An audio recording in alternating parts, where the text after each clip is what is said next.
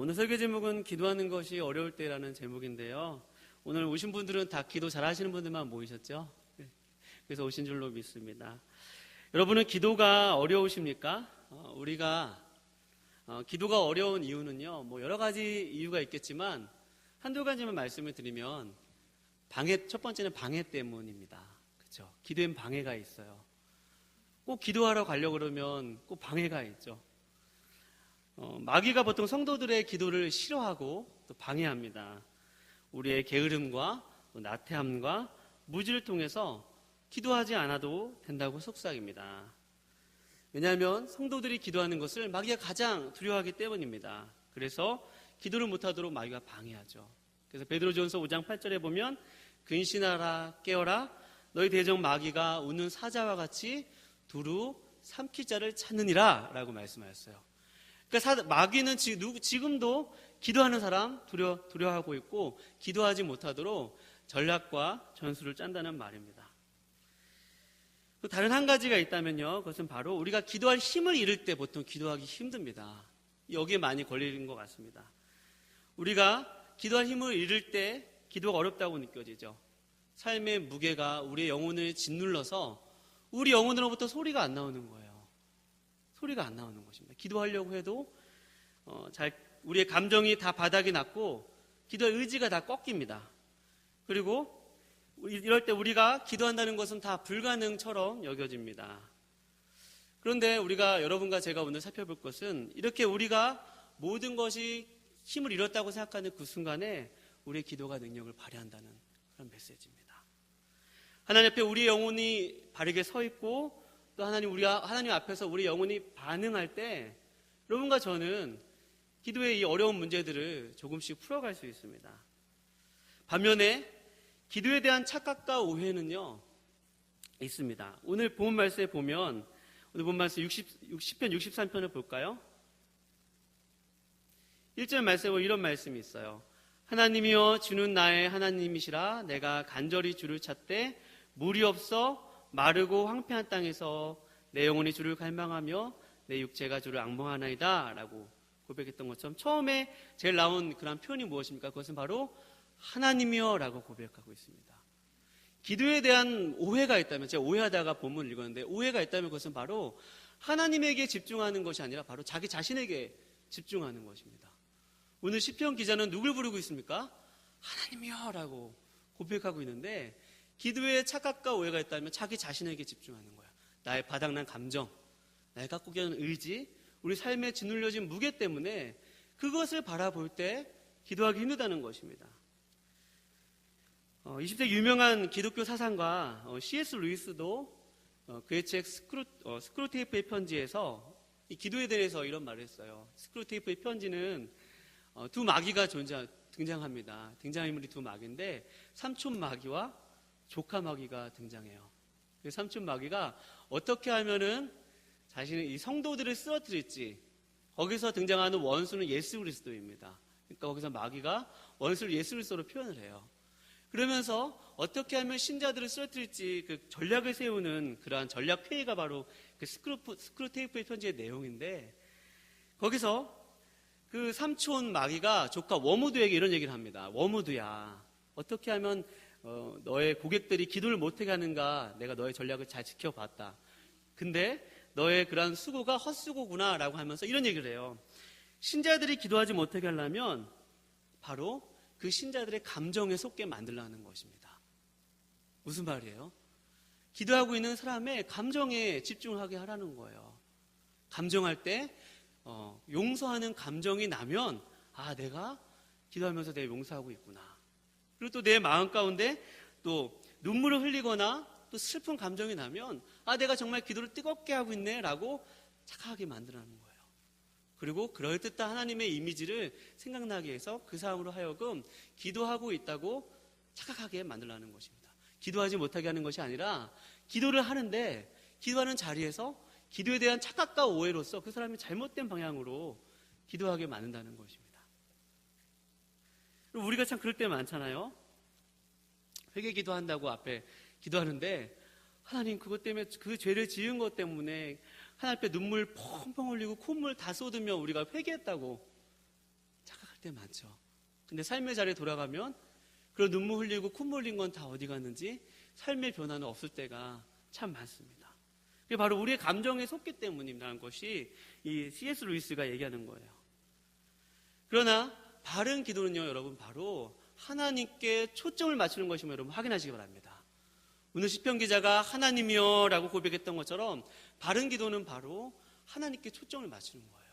나의 감정과 상관없이, 나의 상태와 상관없이 어제도 계시고 오늘도 계시고 영원 무궁토록 계시는 그 하나님, 항상 그 자리에 계신 하나님 앞에 그 하나님을 생각하고 그의 이름을 기억하고 그의 이름을 부르는 것이 바로 오늘 시편 기자는 기도의 시작이라고 하고 있습니다. 오늘 본문 말씀 1절에 보면 이런 말씀이 있어요. 오늘 본문 말씀에 보면 내가 간절히 주를 찾는데 물이 없어 마르고 황폐한 땅에서 내 영혼이 주를 갈망하며 내 육체가 주를 앙모하나이다 라고 고백되어 있는데, 여기 보면 우리는 마르고 황폐한 땅에 사실 이 본문 말씀에 눈이 확 들어옵니다. 그렇죠? 나의 상황이 많이 마르고 황폐한 땅같이 많이 연약해져 있고 무너져 있고 그런 모습을 보면서 나와 비슷하다라고 생각하면서 이 본문을 볼 수도 있습니다. 그런데 오늘 본 말씀 1절 말씀을 자세히 보시면 주어와 서술어에 자세히 보시면 이 시편 기자 이렇게 얘기해요. 내가 마르고 황폐한 땅에서 있는 것 같이, 물이 없어서, 이 마르고 황폐한 땅이 된 이유는 바로 물이 없는 이유인데, 물이 없어서 마르고 황폐한 땅같이 내가 누구를? 주 하나님을 갈망하나이다. 할렐루야. 하나님을 갈망한다는 거예요. 그러니까 내가 하나님을 얼마나 갈망하냐면 그 마른 땅, 마치 요즘 우리나라에서 비가 오지 않아서 척박하고 마른 땅에서 우리 농민들이 간절히 비를 염원한 것과 마찬가지로 내가 하나님을 그렇게 내 영혼이 기다린다는 거예요. 내 영혼이 하나님을 이렇게 간절히 찾고 내 영혼이 간절히 이렇게 하나님을 찾고 기다린다는 것입니다. 오늘 시인이 그렇게, 이 시인이었던 다윗이 그렇게 하나님을 찾고 있고 또 하나님을 향해서 자신의 생각과 모든 감정을 내고 있습니다. 여러분, 우리의 기도가 하는 것이 어려울 때가 있으십니까? 그것은 바로 오늘 본 말씀을 통해서 우리가 확인할 수 있는 것은 우리가 기도에 대한 소리가 거창하지 않더라도, 또 유창하지 않더라도, 기도의 표현이 교리적이지 않더라도, 신학적이지 않더라도, 기도가 과시하기 위해서 드러나기 위한 기도가 아닐지라도 오늘 시편의 이 1절 말씀 통해서 우리가 확인할 수 있는 것은 내가 하나님 앞에서 반응하고 내가 하나님 앞에 서서 그 하나님 앞에 그냥 있는 모습 그대로 나아갈 때 여러분, 그것이 기도임을 확인하시기 바랍니다. 여러분, 이 사람이 지금 이 시편 다윗의 기자, 이 다윗이 하나님 앞에 어떤 소리를 낼 수 있었겠습니까? 자신이 유대 광야를 지금 지나고 있는데 그 땅이 척박하고 마르고 곰핍합니다. 그 자신의 삶도 우리가 정확한 정황을 알 수는 없으나 이 본문에서 어떤 역사적인 배경을 갖고 있는지 우리가 추측할 수는 없으나 그런 몇 가지 단서가 있다면 이 사람이 지금 유대 광야에 서 있고 9절 말씀에 보면 나의 영혼을 찾아 멸하려 하는 자들이 있었다고 합니다. 그 다윗을 쫓아서 지금 추격하는 사람이 있고 그 생명을 해하려는 사람이 있었다는 거죠. 그가 그런 영혼 가운데 있을 때, 기도하기 힘들 때, 하나님 앞에 어떠한 소리도, 육성적인 소리도 내기 힘들 때, 그러나 하나님 그 사람의 그 마음 가운데 있는 그 탄식 소리, 그다음에 그 마음에 있는 절규, 그런 모든 것들, 그 하나님 앞에 서고자 하는 그 몸부림을 여러분 받으신다는 것입니다. 우리가 때로는 기도하러 나와서 나의 삶의 무게가 무거워서 내 감정이 따라오지 않아서 내가 기도할 의지가 없어서 나는 기도를 못한다, 나는 기도가 어렵다라고 우리가 생각할 때도 있지만, 우리가 오늘 이 다윗의 이 고백을 보면서 확인할 수 있는 것은 여러분, 하나님 앞에 서시기 바랍니다. 하나님 앞에 반응하시기 바랍니다. 한번 따라 보겠습니다. 기도란 나를 찾아오시는 하나님 앞에 반응하는 것이다. 내가 하나님을 찾는 게 아니에요. 오늘 본문 말씀에 보면 그래요. 우리 이제부터 하나님을 향한 갈망을 품읍시다. 간절한 감정을 가지시다. 하나님을 갈망합시다.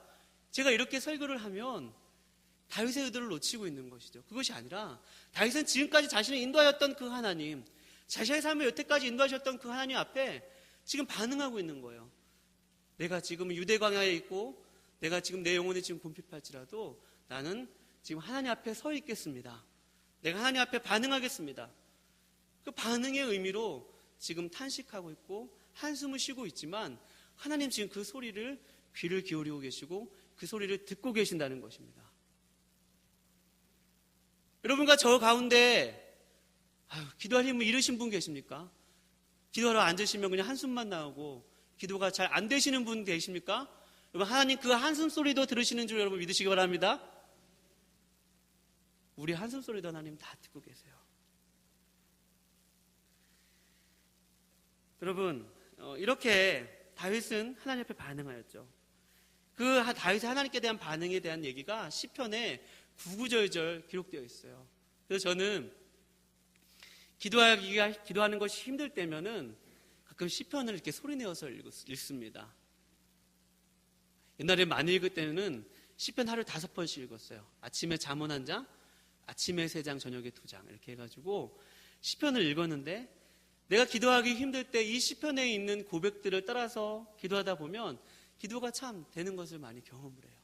이 시편에 하나님을 모든 상황 속에서 하나님을 찾고 또 하나님을 노래하고 하나님을 고백하는 그 시인의 고백이 참 저의 고백과 맞닿을 때가 참 많았습니다. 이 다윗이 오늘 그런 고백을 가지고 오늘 이 시를 쓰는데요. 오늘 다윗이 그렇게 하나님께 반응할 수 있었던 이유, 또 하나님 앞에 고백할 수 있었던 이유, 그것은 바로 자신을 여태까지 인도하여 주셨던 그 하나님의 은혜를 기억하고 떠올린 것입니다. 하나님의 약속을 기억하고 떠올린 거예요. 좋은 번연에 제가 철로역정이라는 책을 통해서 은혜를 최근에 많이 다시 한번 받았는데 이 철로역정에서 주인공 크리스찬이 소망씨라는 사람과 함께 길을 걷고 있었습니다. 이제 천성을 향해서 가는 와중에 소망 아시죠? 홉? 이 소망씨라는 이름을 가진 사람과 길을 걷고 있는데 잘못된 확신으로 말미암아 길을 잃었어요. 길을 잃어서 절망이라는 이름을 가진 거인의 성에 들어가게 되었어요. 이 절망이라는 거인이 이 주인공 크리스찬과 이 소망씨를 보면서 너희가 어떻게 나의 영토에 침입했느냐 하면서 그를 감옥에 가두었습니다. 그리고 절망씨의 이 절망이라는 이름을 가진 거인의 아내 이름이 있다면 참 재밌습니다. 자포자기입니다. 자포자기와 절망이 부부의 연을 맺은 거예요. 그러니까 누구에게 절망을 끼치지 못하면 자포자기가 와서 속삭입니다. 그 사람 완전히 무너뜨리라고. 그 얘기가 이 철로역정에도 기록되어 있거든요. 감옥에 갇혀있는 이 크리스찬과 소망씨가 아무리 이 절망의 거인이 매로 때리고 죽으라고 위협을 해도 죽지 않는 거예요. 너가 이 감옥에서 이렇게 살 바에는 그냥 그 감옥에서 죽으라, 자살해라 라고 하면서 위협을 해도 죽지 않는 것입니다. 그러던 와중에 이 주인공은 소망씨와 대화를 나눠요. 소망씨는 자기의 이름처럼 긍정적인 생각이 참 많거든요. 그래도 우리는 잘 될 것입니다. 어떻게든지 나갈 것입니다. 라고 하는데 이런저런 대화를 나누다가 이 주인공 크리스찬이 잊었던 것을 한 가지 생각납니다. 그것은 자신이 이 길을 가를 때 이 마스터키를 열쇠를 하나 받았는데 그것은 바로 이러한 상황을 만날 때마다 이런 감옥에 가실 때마다 열 수 있는 그런 감옥의 열쇠였습니다. 근데 그 감옥의 열쇠 이름은 바로 한번 따라해 보겠습니다. 약속이라는 열쇠였어요. 하나님께서 주신 약속을 가지고 그 감옥 문이 열고 탈출을 해요. 그 절망의 거인이 다스리고 있었던 그 자포자기 여인과 절망이라는 거인이 다스리고 있었던 그 성을 탈출합니다. 저는 그 스토리를 읽으면서 시사하는 바가 참 컸다고 봅니다. 우리의 긍정적인 생각, 우리의 감정에서 늘어나는 것이 아니라 바로 지금까지 나를 인도하셨던 그 하나님의 은혜, 우리의 가정과 우리의 구역을 여태까지 인도하셨던 그 하나님의 은혜, 그리고 또 하나님께서 때마다 우리 목사님을 통해서 우리 교회에서 모든 공예배에서 선포되어진 그 언약의 약속의 말씀, 그 언약의 말씀이 우리의 모든 닫혀져 있는 그러한 상황들, 절망과 자포자기에 빠질 수밖에 없는 상황을 열고 나온 열쇠임을 여러분 믿으시기 바랍니다. 오늘 다윗이 그 하나님의 약속을 기억하는 거예요. 내가 주야로 하나님의 언약의 말씀을 읊조리고 기억하고 여태까지 내가 하나님께 나를 인도하신 그 하나님을 기억하고 추억하나이다. 다윗이 그 하나님의 언약의 말씀을 붙들고 추억하고 기억할 때 그 하나님의 객관적인 하나님의 말씀, 이 기록되어진 이 계시의 말씀을 기억할 때, 그 약속의 말씀을 붙들 때 그가 하나님께 나아가더라는 것입니다. 여러분, 기도하기가 힘드십니까? 하나님의 말씀을 소리내어서 읽으시기 축원드립니다. 하나님의 언약의 약속의 말씀을 붙드는 것이 바로 하나님 앞에 서는 거예요. 어제나 오늘이나 동일한 영원하신, 세상은 변화도 변하지 않는 하나님의 말씀을 붙드는 것이 바로 객관적인 하나님 앞에 우리가 바로 서는 것입니다. 하나님을 인지하는 것입니다. 우리의 감정에 상관없이, 우리의 상황에 상관없이. 절망과 자포자기는 너의 상황을 보라고 하죠. 그러나 성경은 기록된 하나님의 말씀을 되돌아갑니다. 그러면서 오늘 본 말씀, 여러분 3절 말씀을 같이 보시면 이런 말씀이 있어요. 다윗이 그 하나님을 생각하면서 성수에서 예배를 드리기도 하고 하는데 3절 말씀 이런 표현이 있습니다. 주의 인자하심이 생명보다 나음으로 내 입술이 주를 찬양할 것이라. 주의 인자하심, 여러분 참 많이 들어봤죠. 헤세드라는 단어이지 않습니까? 하나님의 포기할 수 없는 그 사랑, 하나님의 절대로 포기할 수 없는 우리 한 사람 한 사람에 의한, 한 사람 한 사람을 향하신 그분의 계획과 의지와 행함과 모든 것이 담긴 약속의 그 사랑, 그것이 바로 헤세드인데, 그 헤세드를 생각해 보니까 자신이 여태까지 살아온 그것이 은혜이고 그것이 내 생명보다 귀하다는 것입니다. 사랑하는 여러분, 여러분의 상황과 여러분과 저의 감정과 그런 모든 것들이 사실이 아니라는 것이 아닙니다. 그러나 바로 여러분과 저의 진짜 현실은 바로 하나님이 여러분과 저를 사랑하고 있다는 것을 여러분 믿으시기 바랍니다. 하나님이 여러분과 저를 사랑한다는 것이 우리의 진짜 현실이에요. 다윗이 이 진짜 현실을 붙든 것입니다. 비록 자기가 마르고 곰핍한 땅을 걷고 있을지라도 하나님의 이름을 부르고 하나님을 추억하고 하나님 여태까지 자신을 인도하신 그 사랑을 생각할 때 나의 진짜 현실은 눈에 보이는 것이 전부가 다 아니고 나의 감정이 다 전부가 아니고 내가 지금 기도를 못하고 있는 것이 전부가 아니고 그것은 바로 영원하시고 무한하시고 우리 삶을 인도해 가시는 그 하나님이 나를 사랑하시는구나. 그 하나님이 나와 지금 함께 계시는구나.